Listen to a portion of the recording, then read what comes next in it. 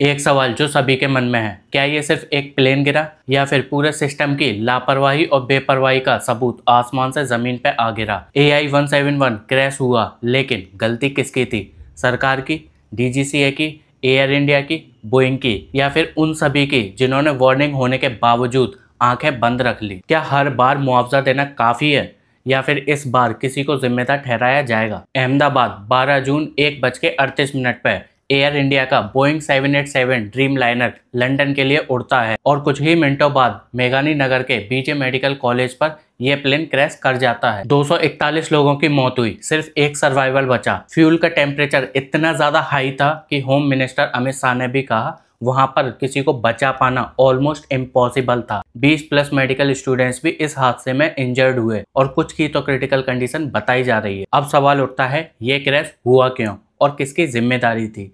CNN और Hindustan times जैसे credible sources ने बताया इस मॉडल के फ्यूल सिस्टम और इंजन परफॉर्मेंस पर पहले भी टेक्निकल वार्निंग दी गई थी, लेकिन उन वार्निंग्स को इग्नोर किया गया। इस प्लेन का रिफर्बिशमेंट कुछ हफ्ते पहले ही हुआ था, उसके बावजूद भी इस प्लेन को इंटरनेशनल लॉन्ग हाउल के लिए क्यों छोड़ दिया गया? बोइंग 787 ड्रीम लाइनर का एक और एयरक्राफ्ट VTANO 2024 में पहले ही इमरजेंसी लैंडिंग कर चुका है, फिर भी इसी कैटेगरी का प्लेन AI-171 क्यों उड़ाया गया? क्या इंस्पेक्शन फॉर्मल था या फिर सिर्फ एक पेपर वर्क था? द हिंदू ने एविएशन एक्सपर्ट के हवाले से बताया ओवरलोडिंग या बर्ड हिट क्रैश का पोटेंशियल रीजन हो सकता है, और वहीं प्लेन ने V1 स्पीड क्रॉस कर ली थी, जिसका मतलब यह है कि उसको अबॉर्ट नहीं किया जा सकता। इस इंसिडेंट ने DGCA, एयर इंडिया और टाटा ग्रुप तक की अकाउंटेबिलिटी पर सवाल उठाए हैं। DGCA ने पास्ट इंसिडेंट के बाद भी बोइंग 787 पे पब्लिक सेफ्टी एडवाइजरी इशू नहीं किया। क्या सिर्फ ऑडिट रिपोर्ट बनाना और पेपर वर्क मेंटेन करना ही काफी है? प्लेन ओवरबुक नहीं था, सब डॉक्यूमेंट परफेक्ट थे, बट फिर भी रिफर्बिश्ड प्लेन को इतने हैवी लोड के साथ क्यों उड़ाया गया? एक और चिंताजनक घटना, AIC-171 क्रैश के सिर्फ एक दिन बाद ही मुंबई से लंदन जाने वाली एयर इंडिया की एक और फ्लाइट AIC-129 को मिड एयर से ही वापस आना पड़ा। रीजन टेक्निकल फॉल्ट और मिडिल ईस्ट एयर स्पेस का बंद होना बताया जा रहा है, पर यह सभी क्लियरली दिखाता है कि सेफ्टी प्रोटोकॉल्स अभी फ्लोरेसेंट नहीं है, लीक प्रोन है। ये सिर्फ 241 नंबर्स की बात नहीं है।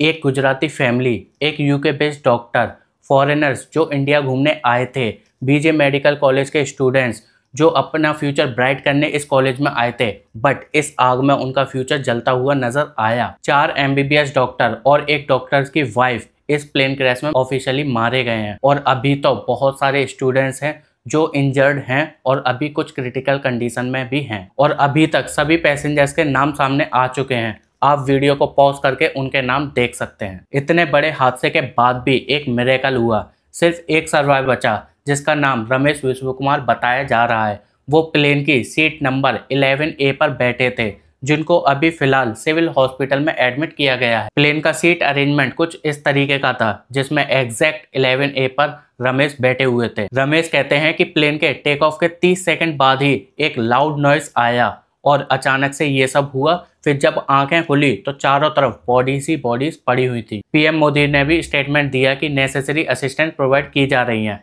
और बाकी पॉलिटिकल लीडर्स ने क्या क्या कहा आप उसको वीडियो पॉज करके पढ़ सकते हैं। और टाटा ग्रुप ने 1 करोड़ का मुआवजा भी अनाउंस किया, पर क्या पैसा लाइफ को रिप्लेस कर सकता है? क्या बीजे मेडिकल के स्टूडेंट्स की सेफ्टी वापस आएगी? क्या आगे कभी जाकर रिफर्बिश्ड प्लेन नहीं उड़ेगा? इसकी गारंटी कौन देगा? क्या Indian civil aviation global standards पर खरा उतरेगा? Is India ready to ensure safety for international flyers? आज हम सभी दुख में नहीं, गुस्से में भी हैं।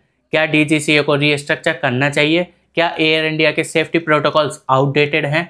क्या रिफर्बिश्ड प्लेन को पैसेंजर फ्लाइट के लिए हटा देना चाहिए? और क्या फाइनली टॉप मिनिस्टर या टॉप एग्जीक्यूटिव को इसकी जिम्मेदारी लेनी चाहिए? AI-171 का क्रैश सिर्फ एयरक्राफ्ट डिजास्टर नहीं था, ये एक सिस्टम क्रैश था जिसमें चेकलिस्ट, सेफ्टी और इंसानी जिंदगी तीनों ही फेल हुई। जब तक हम रिलीफ और RIP लिखकर काम चलाएंगे, तब तक हर क्रैश के बाद एक नया AI-171 होगा। अगर इस बार भी जिम्मेदार को बचा लिया गया तो अगली बार दूसरी फ्लाइट होगी, बट सिस्टम वही होगा। आपको क्या लगता है इसमें सबसे ज्यादा रेस्पॉन्सिबिलिटी किसकी बनती है? DGCA की, एयर इंडिया की, या फिर गवर्नमेंट की? कमेंट करके अपनी राय जरूर बताएं।